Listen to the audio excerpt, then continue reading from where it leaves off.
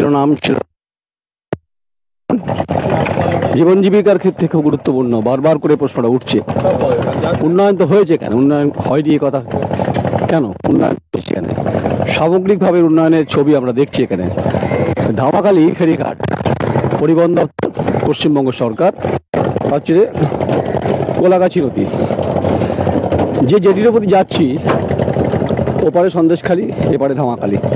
বিধানসভা কিন্তু হচ্ছে সন্দেশখালী, আর ডান দিকে রয়েছে রায়মঙ্গল নদী, যা বাংলাদেশকে কানেক্ট করছে। গিয়ে অনেক দূরে হচ্ছে মাতলা, সেটা ক্যানিং বাসন্তীর দিকে।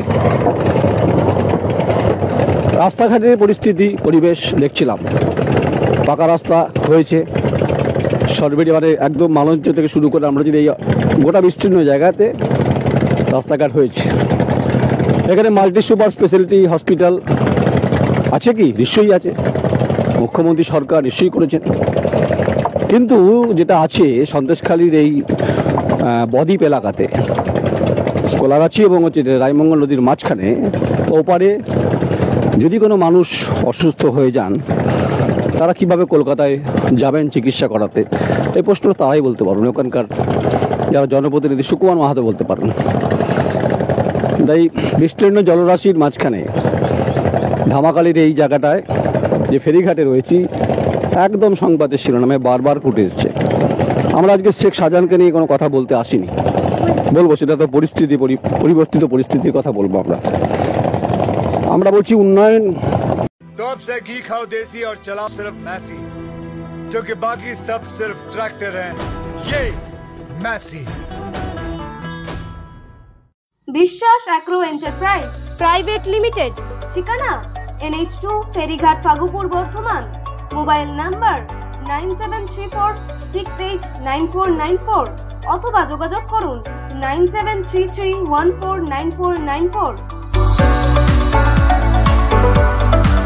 উন্নয়ন উন্নয়ন, অবশ্যই আমরা উন্নয়নের পক্ষে কথা বলি, উন্নয়নকে আমরা রেসপেক্ট করি। আমাদের রেজুলেশন খুব হচ্ছে পরিষ্কার যে ডেভেলপমেন্ট। ভেড়ি এলাকা, মাছ এলাকা, এখানে মাছ খুব প্রধান ফসল, এখানকার জীবন জীবিকার ক্ষেত্রে খুব গুরুত্বপূর্ণ। এখান থেকেই হচ্ছে তাদের জীবন চলে। কৃষিজীবী শ্রমজীবী এলাকার মানুষ, মৎস্যজীবীদের এখানে বীমাকরণ মুখ্যমন্ত্রী করেছেন। এই কথাগুলো কেউ বলছেন না। এখানকার জীবন জীবিকার ক্ষেত্রে যে উৎপাদিত বিষয়গুলো, ফসল, প্রোডাক্ট হচ্ছে মাছ, যেহেতু বললাম, আর হচ্ছে মাছের ভেড়ি। এই যে বিস্তীর্ণ পরিস্থিতি, পরিবেশের কথা আলোচনায় উঠছে না কেন? শুধু কেন শেখ শাহজাহানকে নিয়ে সবাই, শিবু হাজরা, উত্তম সর্দার নিয়ে কথা হচ্ছে? কথা তো এর আগেও বিভিন্ন সময় বিভিন্ন মুহূর্তে হয়েছে। তাই আমরা গণতন্ত্রে যে 4 পিলারের যে ভূমিকা, সংবাদ মাধ্যম, সেটা আমাদের কাজ হচ্ছে যে সঠিক তথ্যটাকে সঠিকভাবে পরিবেশন করা। এই গাড়িগুলো দেখছেন, এগুলো হচ্ছে মাধ্যম। ওপারে সন্দেশখালী, এপারে ধামাখালি, এভাবেই গাড়ি তাদের পার করতে হয়। আর ঘোর বর্ষায়, যখন বর্ষা হয়, ভুকুটি, প্রত্যেকের জীবনের ভুকুটি থাকে। কখন মাঝ নদীতে গিয়ে নৌকা উল্টে যাবে কেউ বলতে পারে না। তাহলে এখানে পাকাপাকি ব্রিজ, এপার থেকে ওপার, ধামাখালি থেকে সন্দেশখালী ব্রিজ, এপারে রায়মঙ্গল, এটা হয়েছে কি? চোখে পড়ছে না তো। এটা করতে গেলে বৃহত্তর অর্থের দরকার, এটাও ঠিক। কিন্তু এখানকার খেটে খাওয়া বিভিন্ন স্তরের মানুষের আমরা ছবিটা দেখছি। যারা যাচ্ছেন তার ওপারে সন্দেশখালী যাবেন, কেউ এসছেন ধামাখালিতে বাজার করতে, কেউ এসছেন জিনিসপত্র কলকাতা থেকে ফিরছেন, কেউ সন্দেশখালী যাবেন। রাত্রি 9টার পর এখানে কিন্তু আর ফেরি চলে না। তাহলে তখনকার রাতে মানুষের কিভাবে সমস্যাগুলো মিটবে? সে প্রশাসনিক হোক, যদিও থানা সন্দেশখালী ওপারে রয়েছে, এপারে ধামাখালি রয়েছে। আইন শৃঙ্খলার প্রশ্নে এখানে গুরুত্বপূর্ণ, কারণ পাশেই বাংলাদেশ সীমান্তবর্তী এলাকা। অপরাধ এখানে বিভিন্ন সময় স্রোতের মতো নাকি দেখা যায়। এই বিস্তীর্ণ তাহকিকাত করতে করতে আমরা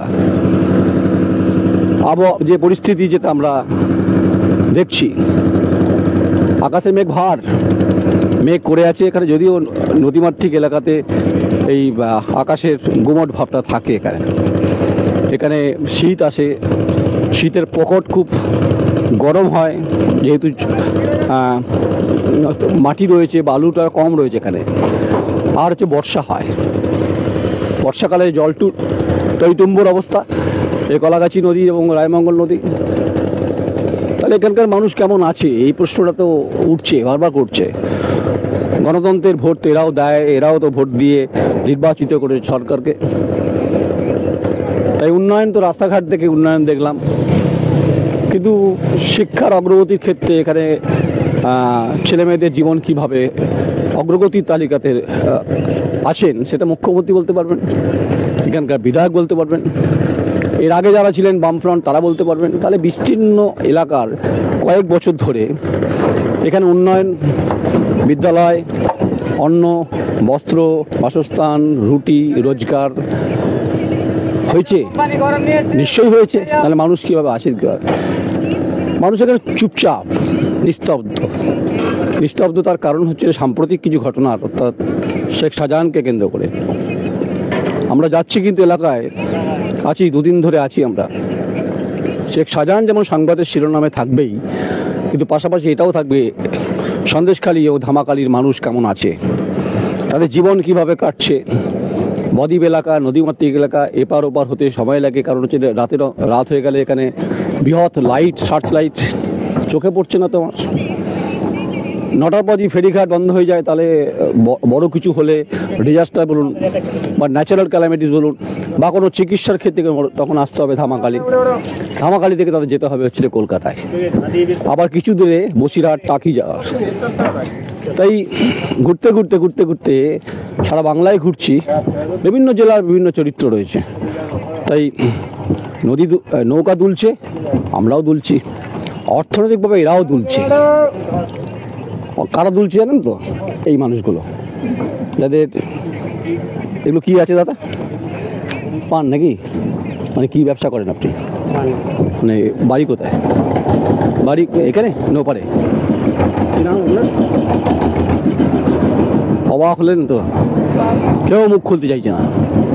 এদের জীবন রেখার যে প্যারামিটার অর্থনৈতিকভাবে কিভাবে রয়েছে, তাহলে কি বলবো, গরিব এলাকার না, বেশ রাইসি, ইকোনমিক্যালি খুব এখানে ডেভেলপমেন্ট অনেকে বলে, আমরা বলি না। তাই খেটে খাওয়া মজদুর যেমন আছে, পাঞ্চাশি আছে, ভাগচাষি আছে, পাট্টা যারা পেয়েছেন তারাও আছেন, আধারের ভূকটি রয়েছে এখানে কিন্তু। তাই সব মিলিয়ে বাতাস ঘূর্ণাবর্ত হচ্ছে। এই কোলাগাছা নদীর মাঝখানে দাঁড়িয়ে আছি, রায়মঙ্গলের পাড়ে। দেখা হবে ওপারে সন্দেশখালীতে। ভালো থাকবেন।